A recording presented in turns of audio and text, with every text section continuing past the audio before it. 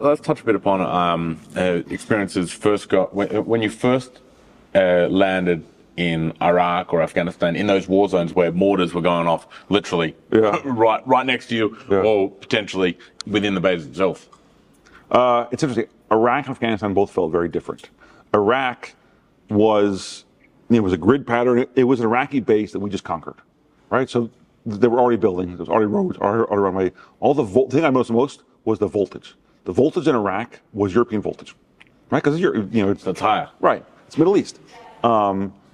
Afghanistan, it was like a big bowl of spaghetti, right? Because we built the base during the war. So let's put a building here, a road here, and the voltage, it was American voltage because we gave them electricity.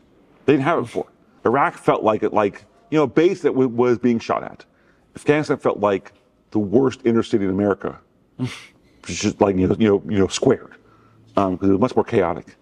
Mortars fell every day in Iraq. You get used to it. At the end, you're not really jumping into shelters anymore.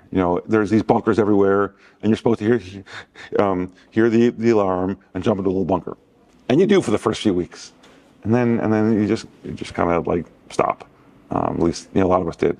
Is that right? Probably not. It's dangerous, probably.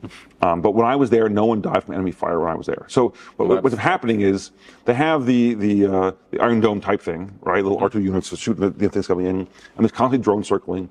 So if you can see the fence, you'll see like a white van pull up, a bunch of terrorists come out with the mortar, and you'll see them. Oh, they're about to shoot at me, and poof, they're gone because the drones are circling, and bam.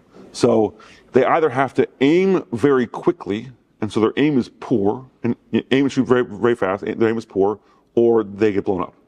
So things got hit while I was there, but nothing that hurt anybody. I remember the parking lot of the dining facility got hit, but didn't explode.